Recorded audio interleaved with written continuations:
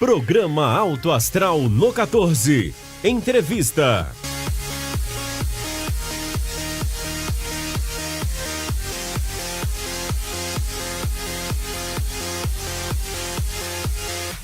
Olá, sejam bem-vindos a mais uma edição do programa Alto Astral no 14. Como sempre, semana após semana, a gente traz entrevistados da área médica para esclarecer, é claro, dúvidas da população, são dúvidas comuns a nós, a todo mundo que acompanha o canal 14 da NET. E como sempre, a gente passa a bola para o nosso parceiro, Joséval dos Reis Brito, para apresentar o nosso convidado de hoje, Joséval.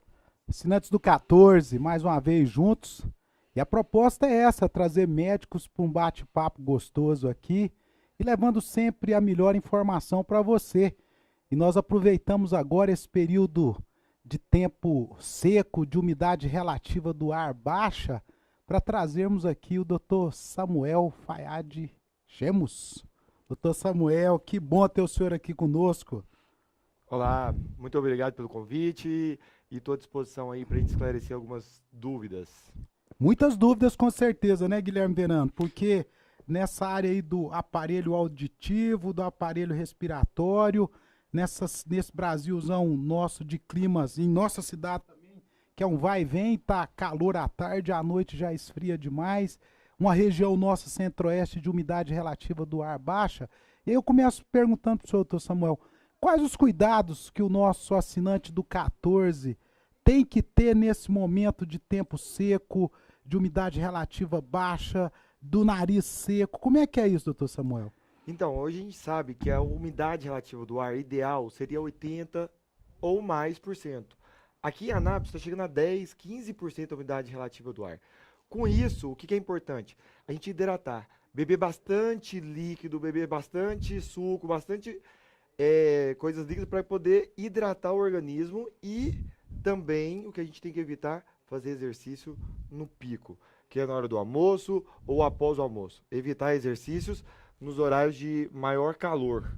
Então, fazer exercício pela manhã, 8 horas da manhã, ou no finalzinho da tarde, às 8 horas, que já diminuiu o calor e diminui o sangramento, diminui o ressecamento nasal e facilita os exercícios para nós. Doutor Samuel, mas o senhor disse, por exemplo, exercício no horário do almoço. Guilherme Verano aqui é um adepto de exercício, assim, mais ou menos quase no horário de almoço. Mas dentro de uma academia, às vezes um clima, não tem sol, você está ali, às vezes um ambiente, até com umidificadores, tem academia colocando isso aí. Mesmo assim, o senhor entende que não é recomendado? Não é recomendado, porque a umidade relativa do ar está muito baixa e as chances de ter problemas respiratórios aumentam muito. Então, o recomendado mesmo tendo umidificador, fazer pela manhã ou no final da tarde e sempre com a garrafinha de água do lado para a gente ir hidratando durante os exercícios. Eu vou pegar então um exemplo aqui, assim, uma tragédia que aconteceu no mundo político em relação ao deputado Luiz Eduardo Magalhães. Ele, em Brasília, a gente sabe que é aquele clima terrível, ele fazia caminhada na hora do almoço, esse horário que a gente falou, e com agasalho.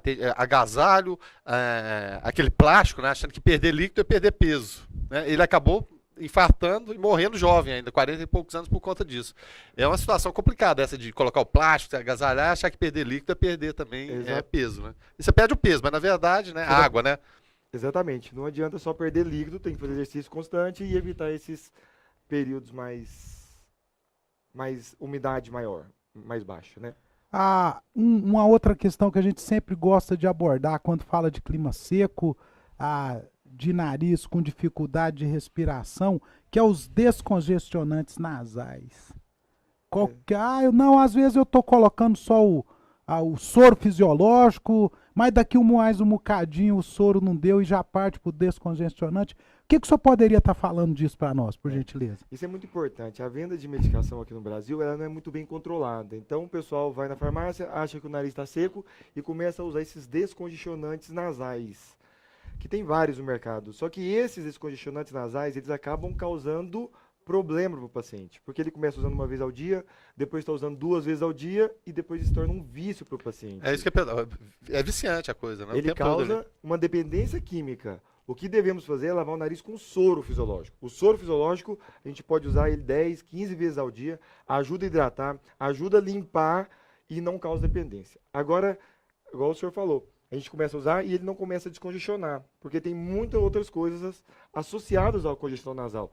E aí o pessoal começa a usar esses descongestionantes nasais, que esse sim começa a fazer mal e começa a causar uma doença que a gente chama de rinite medicamentosa. O próprio remédio causa doença no nariz do paciente e começa a causar problemas no futuro do paciente. Então o senhor falou aí já em rinite medicamentosa. E nós gostaríamos de saber do senhor, então, quais as principais doenças do nosso aparelho respiratório, doutor Samuel? Tá, tem várias doenças respiratórias. Vamos dividir um pouquinho para ficar fácil para o nosso ouvinte, que a gente pode falar na criança. Na criança, o principal problema respiratório é a parte respiratória mesmo. Criança que dorme mal à noite, criança que ronca, criança que baba à noite, criança que tem um sono agitado. Isso geralmente é causado por um problema de adenoide, que é uma carnezinha que cresce no nariz da criança e começa a causar dificuldade respiratória. Consequentemente, causando grandes problemas de infecções de garganta, secreção nasal, aquelas crianças que a gente chama de criança catarrenta, cheio de secreção. No adulto, a principal causa de dificuldade respiratória aí seria o desvio de septo nasal. O desvio de septo nasal é uma malformação que o nariz nasce torto para um lado e isso começa a causar uma dificuldade respiratória para o paciente. Com esse nariz torto, com desvio, ele pode ter sangramentos nasais, sinusite de repetição, roncos noturnos. E no idoso, a gente vem mais para o clima muito seco ou para o sangramento, onde a mucosa é mais ressecada e aumenta a chance de sangramentos nasais. Eu posso até inserir uma curiosidade aqui em relação as operações para corrigir o desvio do septo nasal, é claro, são necessárias, mas muita gente faz procedimento estético. Às vezes tem vamos colocar aqui, veio um modelo de fábrica, o nariz de um tipo e muda completamente, né? E aquilo ali prejudica também, de alguma forma não, aquela questão estética não vai atrapalhar o fluxo do ar ali. Não, geralmente quando a função... quando o pessoal faz a cirurgia plástica nasal, para melhorar a estética nasal, ele acaba ajudando um pouquinho na respiração, porque ele acaba fazendo a cirurgia da correção do septo nasal. Mas eu queria deixar claro aqui que as indicações de cirurgia, todo mundo acha, eu tenho dificuldade respiratória, eu tenho desvio de septo, ou eu tenho adenoide. Só que a gente tem que colocar na cabeça que 80% da população tem desvio de septo nasal. Só que desses 80%, apenas 25% vai necessitar de tratamento cirúrgico, tá certo? Então, assim, a parte estética não afeta tanto a parte respiratória, a não ser que o paciente queira aquele narizinho bem fininho, bem pequenininho, aí sim, pode causar uma dificuldade respiratória. A entrada de ar bem reduzida. Vai reduzir a entrada do ar, e sim. Então, Samuel, já que o senhor falou do desvio de septo, então, o que é o desvio? O senhor disse aí até já de um percentual de pacientes que devem ser operados. Queria só que o senhor reforçasse um pouquinho mais sobre isso. O que é e quem são as pessoas que realmente devem ser operadas? Ótimo, isso é uma pergunta muito boa, que é uma confusão enorme na população. Porque todo adulto chega no consultório e fala assim, ó, eu tenho adenoide. Então nós vamos deixar claro aqui que adulto não tem adenoide. Adulto tem dificuldade respiratória por outros motivos. E o principal motivo da dificuldade respiratória é o nariz torto, que a gente chama de desvio de septo nasal. Os pacientes que devem procurar ajuda são aqueles pacientes que relatam que, olha, minha narina do lado direito, ela é bem pior do que do lado esquerdo. Então, provavelmente, esse paciente teria um desvio de septo para o lado direito. Esse paciente seria um bom candidato para melhora cirúrgica. Outra curiosidade aqui, e o popular ladrão de ar, né, que é meu caso aqui, né, que nariz, facilita o fluxo ou não tem nada a ver? Infelizmente não tem nada a ver. Você tá achando que era uma vantagem? Não, você pode ter um nariz enorme, que não é o seu caso, mas a gente pode ter um nariz enorme, mas por dentro uma dificuldade enorme, um desvio ou uma sinusite crônica que pode causar essa dificuldade respiratória. Então, já que nós estamos falando de nariz, a fratura no nariz, todas as fraturas no nariz, elas são suscetíveis de um procedimento cirúrgico? Ótima pergunta. Muita criança, né, chega no consultório que caiu, machucou o nariz e fraturou o nariz. Não são todas as fraturas que são necessárias cirúrgicas. A gente indica principalmente cirurgia quando o paciente tem o que a gente chama de laterorrinia. O que é isso? O nariz ele desvia para um lado direito ou para o lado esquerdo, ou quando ele afuda muito. Na maioria dessas fraturas nasais, principalmente criança, ele só tem assim, racha o osso, mas ele, com o tempo, ele vai cicatrizando e não precisa fazer cirurgia. No adulto, geralmente, quando a pancada é mais forte, aí pode ter uma laterorrenia, um desvio do nariz para um lado. Nesses casos, é importante procurar ajuda. Outra coisa importante que eu vou deixar avisado aqui, que quando tem uma fratura nasal, uma fratura importante, a gente tem que procurar um médico o mais rápido possível, porque depois de 10 dias, geralmente ocorre a consolidação. Vamos dizer assim, o osso fecha, e aí a cirurgia se torna mais complexa do que nos primeiros 7 dias de cirurgia. Então, Só encaixando a curiosidade, que eu tô só na curiosidade hoje, né? Em relação ao lutador de boxe, Aham. que ele tem aqueles socos constantes, né? Muitos deles retiram, né? E prejudica retirar aquela cartilagem, aquela coisa, fica aquele nariz mole, na verdade, né? Exatamente, porque o osso, o nariz, ele é formado por osso e cartilagem. Essa cartilagem dos lutadores de boxe, esses lutadores de MMA, eles são fraturados já, então eles são os narizes mais moles, exatamente. É por conta de porrada mesmo, vamos falar De assim. pancada, por conta de pancada. Perfeito. já que nós estamos falando então de esporte, o jogador de futebol, de vez em quando, a gente vê um jogador entrar em uma partida com um protetor daquele no nariz. O dilatador, né, Ô, nasal. então vamos falar do protetor mesmo, eu imagino que é pós alguma pancada, algum procedimento. Ah, tá. Aquele protetor, ele vai dar alguma segurança mesmo, doutor Samuel, ou aquilo ali é mais para inglês ver? É muito pouco, é muito pouco. Existem duas coisas. Ele falou uma coisa que é importante, que é o dilatador nasal. Sim, Eles sim. usam uma fitinha em cima do nariz que ele ajuda a melhorar a ventilação. Justo. E é fato. Ajuda. Ajuda. Porque ele ajuda, aí ele faz uma vasoconstrição e ele abre o nariz e ajuda sim. Antigamente tinha até no mercado aqui brasileiro esse dilatador, tá difícil de achar hoje esses dilatadores. Comprava-se em farmácia muito, Comprava em né? farmácia. É. existia Tinha virado uma- moda, né, na verdade. né? Tinha virado moda, todo mundo usava, exatamente. E existe um certo osso, certo osso que eles botam por cima do nariz para proteger, para evitar a pancada. Ah, Mas sim. essas pancadas de futebol, cabeçadas, chutes, geralmente não são protegidas pelo osso. Tá certo. Doutor Samuel, Pelo vamos... gesso, pelo- desculpa. Certo. Vamos falar agora um pouquinho da questão do ouvido. Quando a dor de ouvido, ela deve preocupar a pessoa, o paciente? Perfeito. Então, eu gosto de separar assim por idades, que aí fica mais fácil Certo. pro nosso ouvinte entender melhor. Justo, Então, ótimo. nas crianças, a gente vai observar que na criança a gente tem muito mais infecção de ouvido que no adulto. Isso é fato. Pela anatomia da criança, a secreção sobe para dentro do ouvido. O que preocupa a gente? Principalmente quando tem uma dor de ouvido seguida de uma paralisia de facial. O que é isso? O rosto entorta de um lado, o rosto fica paralisado de um lado e o paciente tem dor. Essa é uma emergência que a gente tem que fazer uma descompressão do ouvido para melhorar a paralisia. Em crianças é muito comum dor de ouvido. Por quê? Eu vou deixar isso aqui porque eu acho que 90% dos pacientes que chegam no nosso consultório é criança com dor de ouvido. A principal causa de dor de ouvido em criança é a amamentação. Mas, Samuel, é o errado amamentar? Não. Amamentar a criança deitada. Porque a criança que mama deitada, o leite tem mais chance de subir para o ouvido e dar dor de ouvido em criança. Isso aqui é importante. Então, criança tem que amamentar sentada. Criança que amamenta deitada tem maior risco de infecção de ouvido. E geralmente essas dores vêm, criança chora bastante e às vezes até pode perfurar o tímpano, aonde ocorre aquela secreção saindo pelo ouvido. Sai com sangue, sai com secreção purulenta mesmo. E mesmo que tá no peito, amamentando no peito, a mãe procurar deixar ele ali apoiando, mas mais em pezinho, né? Perfeito. Quanto mais em pé a criança, menor a chance. 90% das mães que chegam no nosso consultório, a criança está mamando deitada. E ela vai queixando que a criança está com dor no ouvido, fica botando a mão no ouvido. Então, aprendendo que a criança não deve amamentar deitada, deve amamentar mais vertical, mais em pezinha possível, diminui a chance demais de infecção de ouvido. Sem esquecer, o pessoal vai muito para Caldas Novas, mergulha muito e tem a infecção do ouvido causada por cotonete ou por água.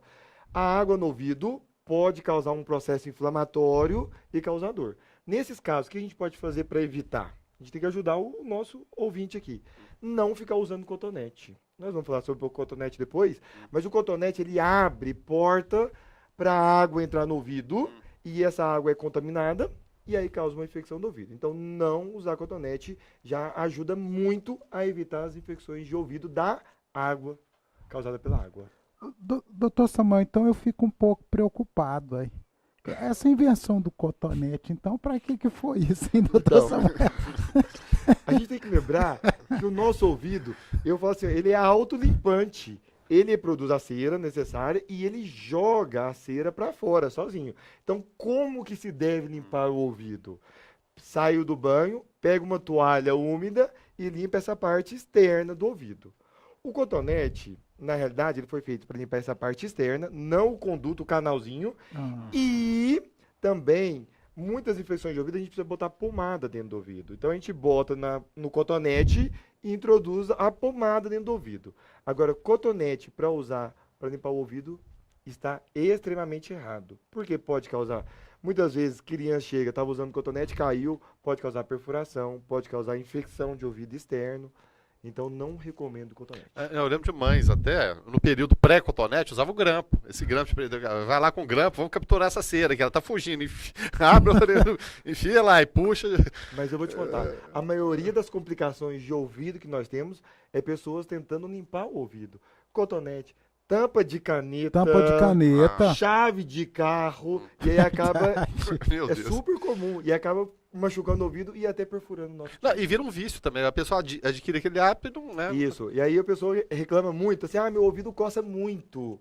Por quê? Porque quanto mais você usa cotonete, grampo, essas coisas, você vai descamando a pele e causa um processo alérgico, e aí é aquela coisa dependente. Você usa uma vez, 2 vezes, 3 vezes e começa a usar constantemente o cotonete. Então, só para reforçar, qual que é a maneira ideal de higienizar o ouvido? Saindo do banho, pega uma toalha úmida e limpa essa parte externa. A cera da parte do conduto, do canalzinho do ouvido, ela tem uma função importante. Ela quem previne as infecções do ouvido externo. Ela é tipo um protetor natural do ouvido, para evitar as infecções de ouvido, principalmente em quem nada, quem é mergulhador. Posso até enxertar mais uma, nas minhas curiosidades aqui. Estava falando a questão de água. Tem diferença entre, vamos pegar aqui, a água quente de Caldas Novas é mais prejudicial, por exemplo, que uma água de piscina normal, ou água do mar, ou água do rio? Tem uma que é mais prejudicial que a outra? A temperatura quente favorece a proliferação de bactérias. Então, é o ambiente ideal ali para... É o ambiente ideal. É aquele ambiente ideal o quê? Água quente, pessoa que usa cotonete e não tem cera. É porque todo mundo volta de Caldas Novas, voltei de Caldas Novas, mas tô ruim, tava boa a água quente ali, mas meu ouvido ficou... Exatamente. Por isso. Porque a água quente, ela favorece uma infecção no ouvido externo. Mas e no caso da água do mar, por exemplo, tem o sal ali? Não pelo sal só, mas pelo uso de cotonete que favorece a infecção de ouvido. Agora, uma coisa comum, não sei se a gente vai falar, mas eu acho que é importante. Quantas vezes a gente já foi na piscina e saiu com o ouvido tapado? Parece que tem água dentro do ouvido. Justo. Aí embaixo daqui, embaixo dali, pula, né? Ótimo. Tem alguma coisa que a gente possa fazer para não ter que procurar um médico? Você acabou de sair da piscina às 7 horas da noite, não tem o que a gente fazer, procurar um médico.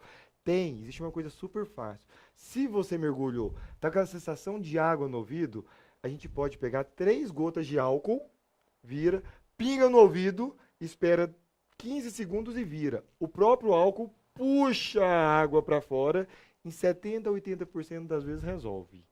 E os outros 30% não vai resolver, provavelmente se o paciente usa cotonete, vai empurrando a cera para dentro. E fica com raiva da cera, né? E vai... Aí vai empurrando, aí entrou na água, a água com a cera ela incha, e aí dá a sensação de ouvido tapado. Mas se for apenas água, 70% das vezes que é só água, pode pingar 3 gotas de álcool no ouvido e virar. Vai resolver o problema. Vai pingar direto, mesmo um algodãozinho? Bota um algodão, pinga 3 gotas de álcool, mas espera que... deixar cair lá dentro mesmo. Direto, lá no buraquinho do ouvido. E resolve em 90% das vezes se for água. Posso te confirmar. A gente vê nesse pessoal que tem o uso diário da prática da natação, protetores. Esses protetores ajudam? Ajudam. Pessoas que usam, são nadadores ou fazem natação frequentemente, o contato com a água muito tempo no conduto pode causar uma otite crônica, uma otite externa crônica. Então eles fazem um protetor que não deixa entrar água lá dentro, protegendo o ouvido externo dele e evitando essas infecções de repetição. Sim. Os protetores oculares não está indicado para você que de vez em quando vai para Caldas Novas, vai para a piscina e usa. Está indicado principalmente para quem é nadador profissional ou quem faz natação 3 vezes por semana, e aí é indicado. Pode ser comprado na farmácia, ele é moldado por silicone, ou pode ser feito de acordo com o tamanho do ouvido do paciente. Uma fono faz um tampão, um protetor ocular de acordo com cada ouvido. Posso citar um exemplo pessoal aqui agora em relação a ruído, som alto. Tive numa festa recentemente, não vou falar o nome da festa, mas o som lá no último volume. Hoje aqui eu tô sentindo ainda aquela aquela batida, né? Aquela coisa. Como que esse pessoal aguenta ficar com. Eu não vejo como uma pessoa no futuro, num prazo curto, não tenha problema de audição com aquele som alto, aquela batida. O chão tremia, doutor. Tremia, tava tremendo tudo. É uma coisa horrorosa, né? E passa um dia, né? Quase 24 horas depois, ainda tá aquela. Eu tô com aquela sensação ainda de, né? Aquele som esquisito no ouvido. Não, perfeito. É assim, ó. O som alto ele é prejudicial à saúde. É prejudicial ao nosso ouvido. Ele, a longo prazo, ele começa a causar uma perda auditiva irreversível. Então, você vai perdendo a audição e não tem como voltar atrás. Quando você vai numa festa ou outra, de vez em quando, esse som alto parece que fica na nossa cabeça mais tempo. A gente chama de uma perda transitória da audição. Transitória. Se você não voltar na festa amanhã, essa perda auditiva volta ao normal e você deixa de ter essa sensação no ouvido. A gente sabe que hoje o ideal de quantidade, de níveis de pressão sonora é até 80 decibéis. 80 decibéis.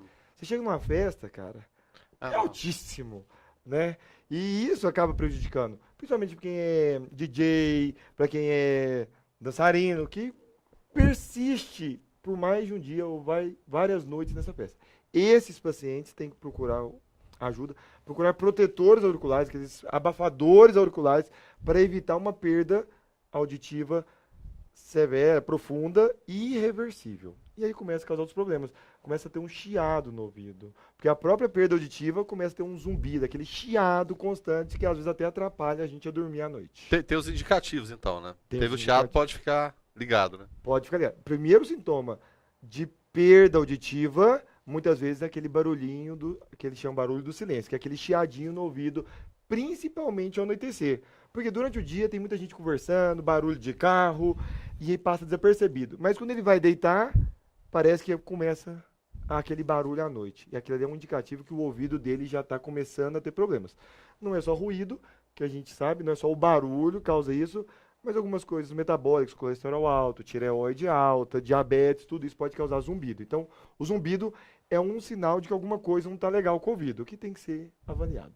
O senhor falou aí de pessoal que trabalha na noite, DJs, dançarinos, mas a gente tem várias outras atividades que as pessoas trabalham aí também com ruídos altos, não é? E eu queria que o senhor falasse então da importância desse protetor auricular aí, porque eu trazendo por um lado, faz parte já dos equipamentos de proteção individual em muitas atividades, para muitas empresas, para muitos colaboradores, mas a gente ainda tem colaborador que insiste em fazer atividades com ruídos acima da média ou dos decibéis aí que devem acontecer e que o patrão, às vezes, até é prejudicado depois disso. Então, eu queria que o senhor falasse da importância disso. Não, pois é. Quando é medido nessas empresas que o ruído é maior do que 80 decibéis, eles têm um aparelho que faz essa medição, eles têm indicação de usar os equipamentos de proteção individual, que são os EPIs. Isso aí hoje é norma, é lei, e todos os clientes, os pacientes os funcionários são obrigados a usar. Porque existe dois tipos. Eu vou dar uma esclarecida aqui bem pequenininha. Existem aqueles menores que colocam dentro do ouvido, que a gente chama de plug, e existem os protetores de concha. Justo. Existe alguma diferença entre eles? Sim. Os de plug, eles protegem um pouco menos do que os de concha. Só que o pessoal não gosta muito do de concha porque ele atrapalha e abafa mais. Então, por que o pessoal não gosta de usar os protetores? Porque eles atrapalham a comunicação entre eles. Mas eles abafam de 15 a 20 decibéis de ruído. E isso protege o ouvido do funcionário e evita a perda auditiva. Então, assim, ó, é fundamental utilizar esses equipamentos de proteção individual. Eles abafam o som, diminuem a intensidade e não prejudicam o ouvido a longo prazo. É um problema, porque muita gente reclama que entope o ouvido, porque esses de plug acaba fazendo o mesmo efeito do cotonete, vai empurrando a cera lá para dentro e às vezes entope o ouvido. Mas com cuidado, com uma limpeza. É obrigado a fazer limpeza constante do ouvido? Não. A gente tem indicação de fazer limpeza quando tem sensação de ouvido tapado. Parece que ele abafa e começa o zumbido. E aí procurar uma ajuda para fazer essa remoção do excesso da cera. Mas esses de plug e de concha são fundamentais e evitam problemas no futuro.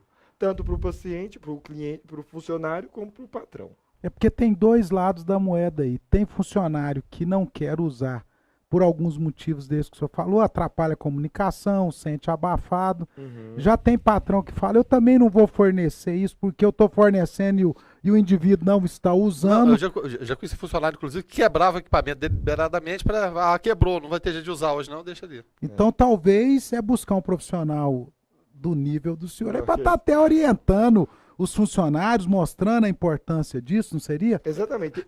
Tem paciente que tem que passar medo nele, né? Tem que passar medo. Não, vai passar, explicar o que pode acontecer. É só explicar o que pode acontecer, vai passar um medo. Né? Às vezes, tem gente que não gosta desse de plug, procura uma ajuda de um colega, a gente faz um relatório e 100% das vezes a própria empresa fornece outro tipo de protetor que facilita para o funcionário e para o dono da empresa. Eu posso pegar um outro exemplo aqui, que eu falei do som alto, que ali está muito evidente naquele curto prazo. Mas a longo prazo, mesmo som baixo, vou citar meu caso do José Val, que é o radialista, está sempre com fone de ouvido ali, o tempo todo ligado. A longo prazo, mesmo o som ali sendo baixo, ele pode prejudicar ao longo de 10, 15, 20 anos de carreira. Como É mais são difícil. muitos radialistas que eu conheço, eles já estão acusando surdez, já no É finalzinho. difícil, porque assim, no final da, vamos dizer assim, no final da carreira, você está falando Isso, assim? mais ou menos por aí. Existe É o caso outro- mesmo do José Val aqui. Não, que isso. Existem outras causas de perda auditiva. A gente sabe que para poder começar a causar lesão da célula do ouvido, para causar perda auditiva, tem que ser um som maior do que 80 decibel por mais de 8 horas por dia. Então é uma coisa contínua. Quando o som é menor do que 80 decibel e é menos de 8 horas por dia, ele provavelmente não vai ter perda auditiva causada pelo ruído. Acontece que depois dos nossos 40 anos, eu ainda não cheguei lá, só para deixar claro, mas depois dos 40 anos, o ouvido, o corpo em si começa a cansar. A vista pode cansar, o corpo cansa e o ouvido também cansa. O que o senhor falou mesmo? Isso, e o ouvido cansa. E o primeiro sintoma do ouvido cansado é o zumbido no ouvido. E aí começa a perceber esse zumbido no ouvido. Não vai ter gente que vê o contrário. Olha, o meu ouvido tá tão bom que eu tô escutando o menor ruído aqui. Aquele grilo tá. Mas não é, exatamente. E o outro problema, depois dos 40 anos, não é todo mundo que vai ter, e isso tem um fator genético importante. Meu pai começou a ficar surdo mais cedo, provavelmente eu vou começar a ficar surdo mais cedo, tá certo? É o entender. Você fala bola, ele começa a entender gola, e assim por diante. É a velha da praça, né? A velhinha da praça. Você começa a conversar com ela, fala uma coisa e ela entende outra coisa. E isso geralmente é causado pelo ouvido cansado, que com o tempo vai diminuindo a acuidade auditiva, o quanto ela escuta e dificultando o entendimento da palavra. Mas quem usa som baixinho, menor de 80 decibel, por um período de 8 horas, não vai ter problema de audição, não. Então, Samuel, o senhor falou de limpeza no ouvido aí. Eu vou dar também um exemplo. Minha finada vozinha, morava no interior, vinha para Anápolis uma vez por ano, e ela gostava de vir para Anápolis para fazer a limpeza no ouvido. Né? O senhor citou isso aqui agora há pouco. Realmente, às vezes, tem essa necessidade pelo excesso de cera, é isso? E aí a busca do profissional na área certa, da forma correta, não é isso? Exato, perfeito. Existe pessoas que mesmo não utilizando o cotonete, elas têm uma produção excessiva de cera. E essa produção excessiva de cera, ela dá uma pressão no ouvido e dá uma sensação horrorosa. Começa a dar eco no ouvido, você fala, o som sai para aquele ouvido. Alguém conversa com você, você escuta mais do outro lado. Então, nesses casos, existe um procedimento que a gente faz, que é a retirada do cerumen, que pode ser feito por lavagem, pode ser feito por uma pinça, pode ser feito por um aspirador, por um profissional adequado. Eu fico muito receoso, a gente acaba fazendo muita emergência em Anápolis, eu pego, às vezes, outros colegas fazendo limpeza que de uma maneira não adequada acaba causando um outro problema. Usa uma força excessiva, acaba perfurando o tímpano, causando um processo infeccioso no ouvido. Então, o ouvido é muito sensível. Eu sugiro procurar um profissional adequado para fazer essa limpeza. Tem um outro problema que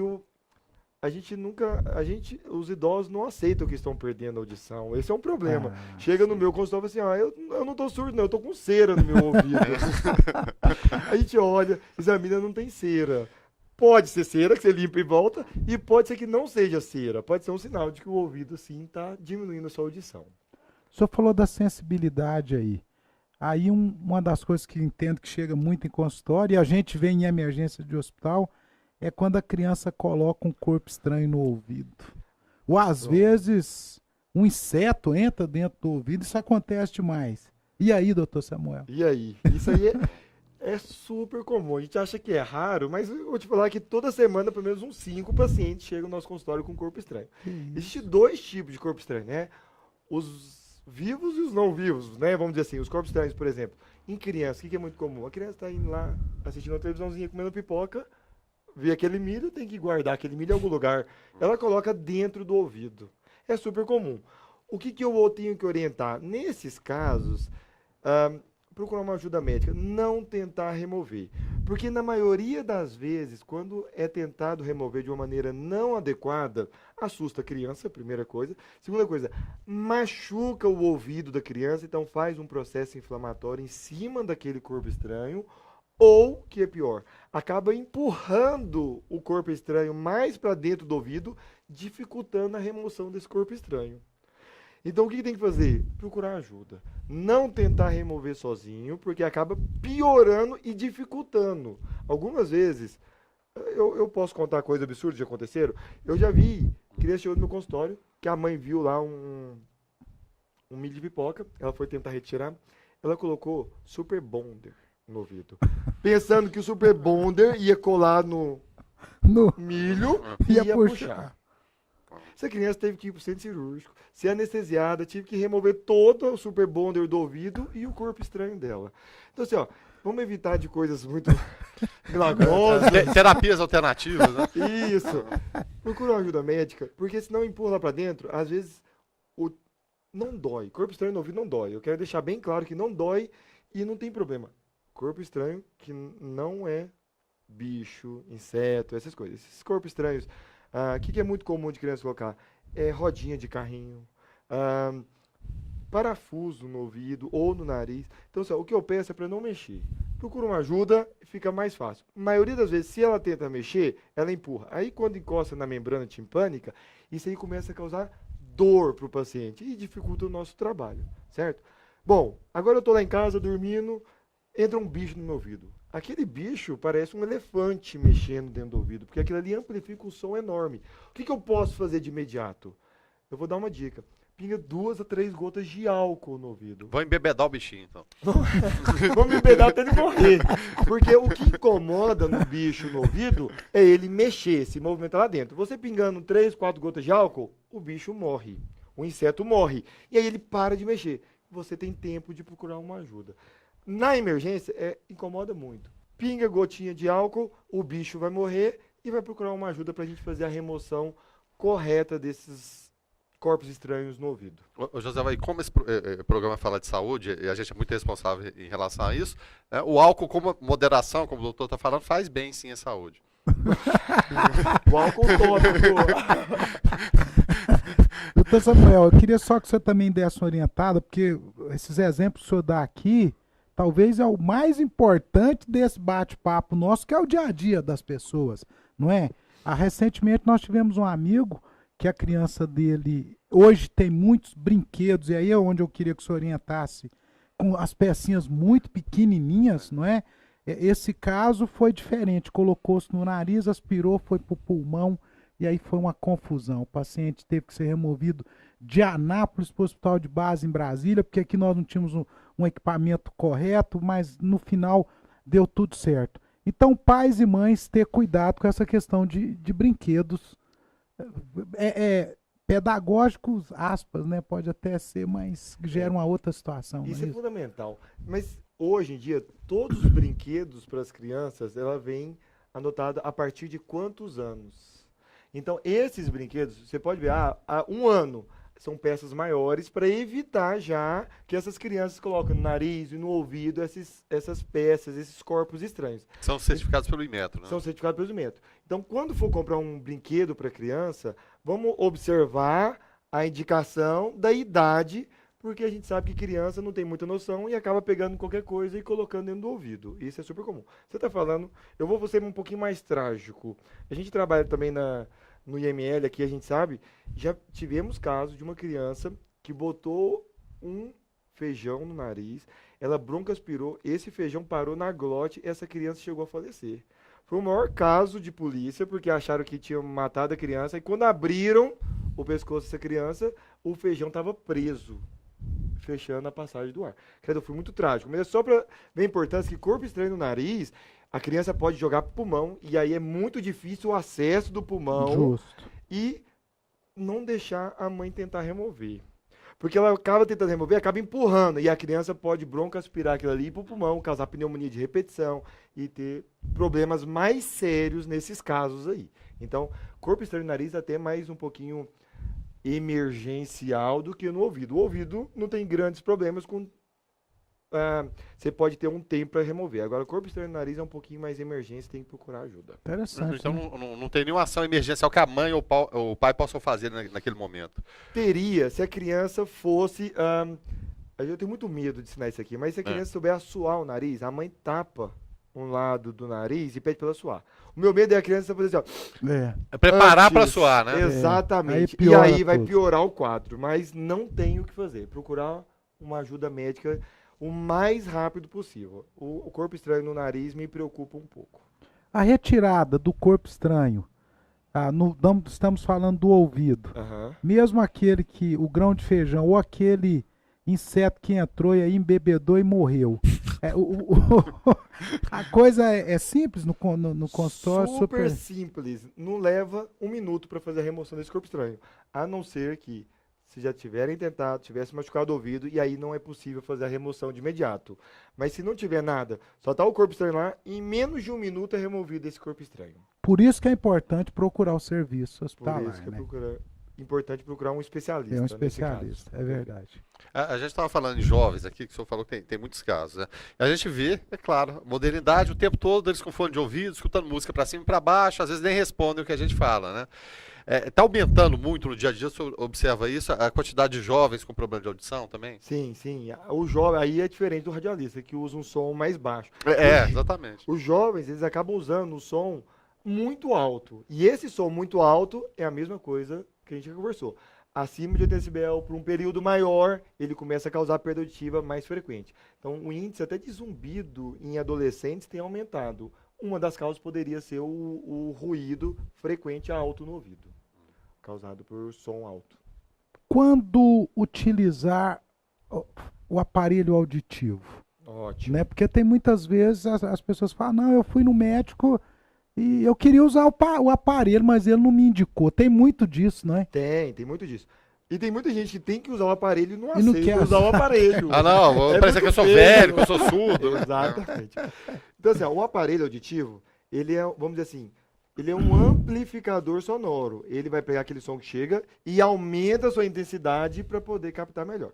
Acontece que, muitas vezes, o paciente não aceita. Ele acha aquilo ali, eu tô ficando velho, aquele aparelho é muito feio, aquilo ali é muitas coisas. Aquilo começa a dar chiado no ouvido, começa a apitar muito os aparelhos. E com a evolução tecnológica eles foram reduzindo de tamanho, porque inicialmente realmente era bem ostensivo, né? Era Isso. enorme e tal, mas hoje em dia já é bem mais... Hoje tem aparelho de qualquer tipo. Existe aparelho que você nem vê. Você coloca dentro do canal auditivo e você nem vê. Então, assim, ó, quem que tem indicação de aparelho auditivo? São os pacientes que têm perda auditiva, o qual dificulta a conversação diária. Eu acho importante, eu não começo a conversar, eu não começo a escutar a pessoa. E aí eu vou começando a me afastar daquelas pessoas, porque eu não consigo escutar, eu não consigo conversar. Então, essas pessoas que têm dificuldade auditiva, dificuldade de entender o que as outras pessoas falam, têm que procurar ajuda para eu colocar um aparelho auditivo, uma prótese auditiva para amplificar o som. Os aparelhos hoje, gente, muita gente tem um estigma que o aparelho acaba piorando, acaba pitando o ouvido. Hoje os aparelhos são modernos e amplificam o som. Pessoas de 80 anos têm uma audição igual a uma criança de 10 anos hoje, sem problema nenhum.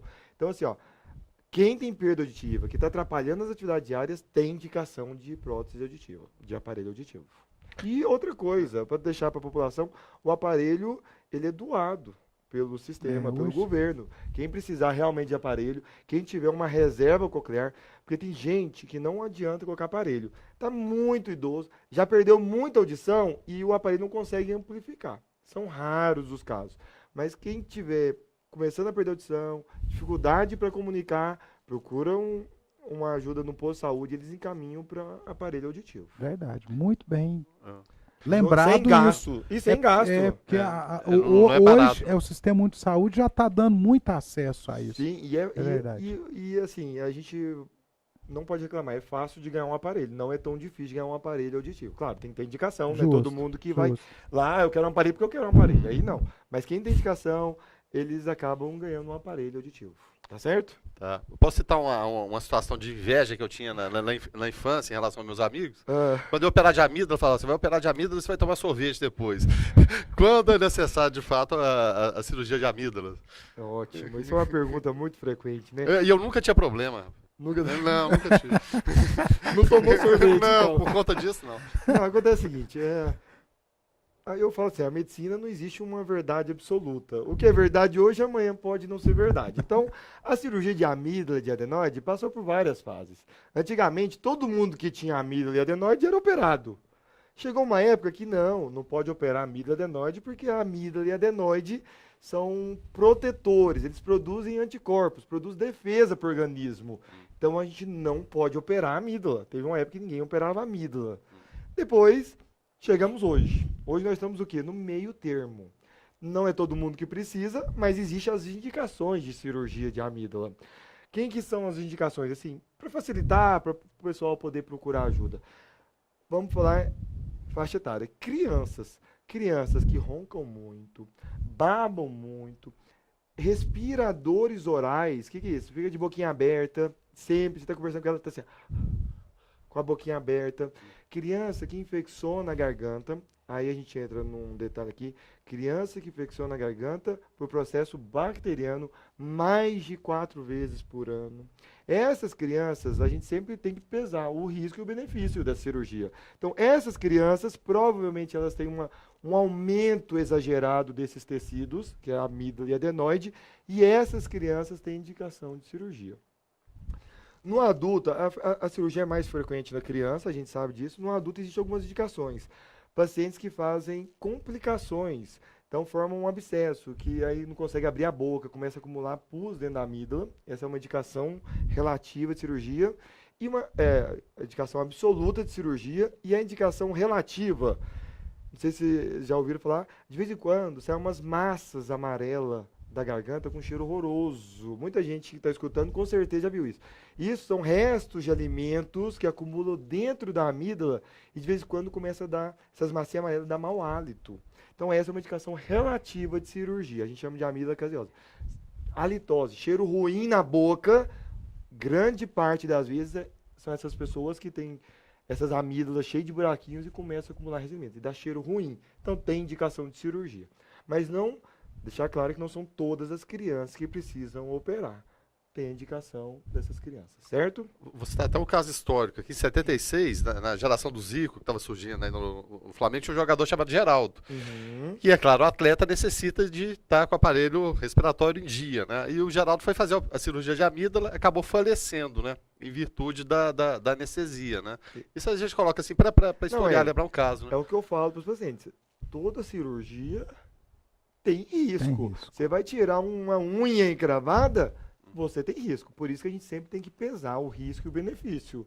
E a cirurgia de amígdala é bom para criança, porque tem que tomar muito sorvete, muita gelatina, muito iogurte no pós-operatório, mas ela tem que ficar quieta, porque tem os riscos de complicações, né? Pode sangrar, pode complicar, e tem um efeito da anestesia. Exatamente. Então a ingestão de produtos gelados pós-cirurgia, quando necessário, é claro...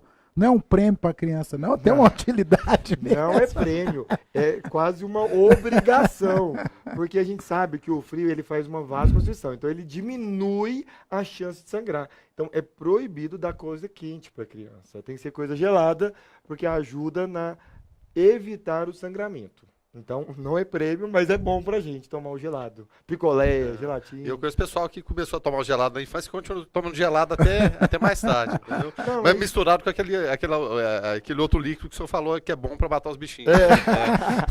Não, mas, pessoal, e não para nunca mais. Isso é importante. Outra coisa que é muito comum que chega no nosso consultório, eu operei minha amígdala e tô com dor de garganta ainda. Existe isso? Muito. Não, isso acontece. Eu até vou voltar um pouquinho no desvio de septo depois. Mas assim, a cirurgia de amígdala, ela é uma cirurgia para retirada das amígdalas. Só que ainda a gente continua tendo a faringe, que é aquela parte posterior, onde passa o alimento. Então, a cirurgia de amígdala, quando bem indicada, melhora em 95% das vezes as infecções de garganta, as amidalites. Quer dizer, resolve 100% das amidalites. Porém, alguns pacientes respiram mal pelo nariz e aí continua abrindo a boca para respirar. E o ar que entraria pelo nariz, lá ele é filtrado, entra direto na garganta e começa a afetar a faringe. Então ele deixa de ter amidalite e pode passar a ter faringite. São todos os pacientes que acontece isso? Não, são alguns pacientes. E a gente tem que lembrar também que é uma infecção bem mais simples. Geralmente não precisa entrar com antibiótico, apenas um anti-inflamatório ou um analgésico resolve. Cirurgia do nariz. Quantas pessoas já operaram o nariz e falam assim, eu melhorei um pouco a respiração, mas eu fiquei 100%. A gente tem que falar que toda cirurgia, né, nenhuma é 100%. E não é só o septo que causa isso. Então, às vezes, respira mal, opera melhor e depois volta um pouquinho. Porque tem outras coisas que podem acontecer. A hipertrofia de concha nasal, sinusite, uma rinite pode causar dificuldade respiratória. E aí pode causar a dor de garganta nesses pacientes que operaram a amígdala. Mas é bem mais simples, bem mais tranquilo. Eu posso falar mais uma outra coisa que eu acho importante?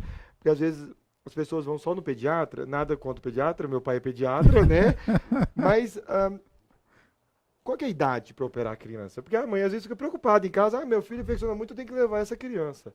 A gente indica a cirurgia a partir dos 2 anos de idade. Eu vou dar um exemplo de ontem no meu consultório. Tinha uma criança do meu consultório com 4, 5 anos, a criança não conseguia nem comer, de tão grande que era, e o pediatra falou que não podia operar antes dos 4 anos. Então assim, claro que não é para operar todo mundo, mas tem criança que tem que operar e vai melhorar demais essa dificuldade respiratória, dificuldade para comer, dificuldade para ganhar peso. Essas crianças que respiram mal, elas não comem bem, não ganham peso. Então, assim, a partir de 2 anos já pode ser indicada a cirurgia de amígdala e adenoide. Se tiver muita infecção, estiver roncando, já tem indicação. Então, Samuel, o senhor opera muito. Dia a dia do senhor aí eu acompanho. O senhor já falou aí da amígdala, da adenoide, do desvio de septo. O volume maior de cirurgias são nessas 3 situações ou tem mais alguma coisa a ser abordada? Então, o otorrino ele pode mexer com o ouvido, nariz, garganta e laringe. Eu vou dizer que 60% das nossas cirurgias é amígdala. Amígdala e adenoide, 60%. 20% septo, que é desvio de septo. Sinusite crônica. Eu gostaria de falar um pouquinho de sinusite crônica, porque o pessoal fala assim, sinusite não tem cura. Não, tira isso da cabeça. A sinusite tem cura. Existe tratamento clínico com medicação e existe até cirurgia para ventilar melhor os seios da face e melhorar a sinusite crônica. Então, 20% chega a isso e 20% outros tipos, né? Cirurgia de ouvido, cirurgia de laringe, prega vocal, nódulo, paciente que é cantor, paciente que é professor, que usa muito a voz, pode formar nódulo na prega vocal, também existe indicação de cirurgia. Mas o beabá do otorrino é nariz e garganta. A maioria das cirurgias são essas, sim. Ok. Então, já que o senhor falou da sinusite aí, é um tema que a gente gostaria de abordar também. O que é a sinusite? Quais os cuidados? Tem coisas a serem feitas preventivamente, mas depois que ela já está aí, qual que é o tratamento? Não, ótimo. Isso é importante, que as pessoas confundem muito gripe com sinusite. A gente tem que saber que esses quadros crônicos, meu nariz sempre entupido, sempre congestionado, sempre saindo secreção, sempre entupido, esses pacientes provavelmente não têm sinusite. Eles têm alguma outra doença, ou uma rinite crônica, ou eles estão começando um processo gripal, um resfriado, que causa congestão nasal. Então, assim, tô bem, amanhã eu comecei a ficar ruim do nariz. Eu já tô com sinusite? Não. Geralmente, esses pacientes estão começando um quadro viral, um quadro gripal, que pode evoluir bem, como pode evoluir mal. O que é isso? 5 a 7 dias melhorei. Como que eu posso melhorar? Tomando um antiviral, né, um antigripal, lavando o nariz com soro fisiológico para tirar aquela secreção. 7 a 10 dias melhorou, acabou. Não era sinusite, era um quadro gripal. Agora aquela gripe que persiste por mais de 7 dias, aí começa a vir com dor de cabeça, tosse noturna, começa a dar secreção, aquilo ali provavelmente está evoluindo para um processo de sinusite. O processo de sinusite aguda é como se fosse uma amidalite, é um processo inflamatório, dos seios da face, onde tem dor, secreção, tosse, e é tratado facilmente com antibiótico. Existem as sinusites crônicas, onde já tem uma degeneração da mucosa. Nesses casos, sim, tem indicação de cirurgia. Aí aqueles pacientes que diminuem o olfato, diminuem o paladar, porque o ar não entra de maneira correta no nariz, e isso causa uma diminuição do paladar. Do olfato, inclusive. Bom, a gente tá caminhando para os minutinhos finais do nosso programa, né? Ali levantou a placa dos acréscimos já. E a gente sempre pensa, puxa vida, vamos conseguir falar uma hora aqui, a gente consegue ter assunto para mais algumas horas, né? Então, eu pediria que o Josival selecionasse uma pergunta, algo que ficou para trás, ou mesmo que o doutor Samuel falasse algo importante que a gente tenha esquecido, né? Eventualmente de falar, né, Josival? Alergias. Bom, Vocês têm. É claro que existem os alergistas, mas chega Perfeito. muita situação de alergias no E consultório. o nome é esse mesmo, alergista? alergista ou alergologista. É, porque eu já vi as duas. Isso, os dois são corretos. Então, assim, ó, existe alergia que ela pode ser só respiratória, vamos dizer assim, mais rinite alérgica ou asma, bronquite, e existe alergia na pele, urticária, que são aquelas lesões de pele. Quem que trata alergia, especificamente, é o alergologista, é um especialista. Porém, como muitas vezes a alergia está associada a rinite está associada a sinusite, a infecções de viários superiores, chega muito paciente para nós. Pode ser um tratamento conjunto, diria assim? Pode não, deveria ser um tratamento em conjunto. Alguns otorrinos fazem a parte alérgica, fazem os testes alérgicos, mas acabam fazendo mais específico para o nariz. Agora, se for uma alergia generalizada, alergia de pele, urticária, é bom procurar um alergista que é mais específico dessa área, certo? Certinho. Josival, suas considerações finais, meu amigo? Eu gostaria, mais uma vez, de agradecer você, assinante do 14, por estar conosco, mas em especial de agradecer ao Dr. Samuel, que aceitou o nosso convite prontamente. Como o Guilherme falou e a gente sempre tem dito aqui nos programas anteriores, a gente nunca consegue esgotar todos os temas nesse bate-papo aqui de 1 hora. Então nós vamos convidar o senhor para estar conosco a mais vezes aqui no nosso Alto Astral no 14 e dizer que eu acho que foi extremamente esclarecedor esse nosso bate-papo aqui. O senhor falou muita coisa do dia a dia, daquilo que acontece no consultório, orientações para pais e mães. Essa é a proposta do nosso Alto Astral. Eu acho que o senhor entendeu direitinho o que é a ideia do programa. Muito obrigado. Ele chegou bem ensaiado aqui. Realmente foi muito bom, viu, doutor Samuel? E falando uma linguagem acessível, né, José? Eu acho que isso é importante. A mãe, o pai que está vendo ali, com certeza está entendendo tudo que ele está falando. Está bem tranquilo. Parabéns, viu, doutor Samuel? Não, muito obrigado. Eu queria agradecer a presença aqui, agradecer o convite. Eu estou à disposição, que eu puder ajudar e poder passar informação. Eu estou às ordens aqui. Eu queria deixar o último recado, que o clima está muito seco. Então vamos deixar um recado para todo mundo. Evitar o exercício durante o dia, hidratar bastante, entendeu? Hidratar bastante e à noite. Muita mãe pergunta assim, eu preciso comprar aquele umidificador de ar, doutor? Ele é muito caro, aquele umidificador de ar. Não precisa. A toalha molhada vai ficar de fora do assunto. Exato, não vai. Eu vou introduzir aqui no finalzinho. A mãe... Esse umidificador de ar, às vezes tem um lado positivo e tem um lado negativo. Às vezes vira para a criança, aquilo ali é ruim para a criança. O umidificador, quando colocar, tem que ser virado para o ambiente e deixado um timer. Deixar 4 horas, não deixar a noite toda, senão começa a ter outros problemas. O que a mãe pode fazer para evitar isso aí? Você pode comprar uma bacia, pegar uma bacia e botar no quarto da criança com água. Receita da vovó mesmo. Receita da vovó. Ou a receita da toalha. Bota uma toalha molhada, pendurada no quarto, aquilo ali começa a umidificar o ar. Então, isso ajuda a evitar o sangramento. É muito comum sangramento em criança nessa idade, porque a criança mexe muito no nariz, o clima é muito seco e fragiliza e pode sangrar. Então, passar soro no nariz é fundamental. Hidratar bastante, evitar os horários de pico para exercício e uma toalhinha úmida no quarto ajuda bastante. Tá certo. Esse foi o nosso entrevistado de hoje. Vocês podem acompanhar, é claro, as reprises na nossa grade de programação. Doutor Samuel, a gente mais uma vez agradece também ao Josival e principalmente aos nossos parceiros, né, Josival? Que é sempre importante citar aqui os apoiadores culturais, que possibilitam a execução desse programa, né? Canal 14 NET. Apoio Cultural. Clínica Radiológica de Anápolis, também a CIA, Arroz e Feijão Imperial, Geolab Genéricos, o Instituto Oncohematológico de Anápolis, Hospital Evangélico Goiano, também o Plameg, Supermercado Atende Mais, Compensados Anápolis, a Clínica Vacine, Barbantes JK, Dr. Shop, Laboratório Modelo, também a BRG Geradores e a Farmácia Naturalis. A todos eles e principalmente a você, amigo assinante, o nosso agradecimento. Até logo mais.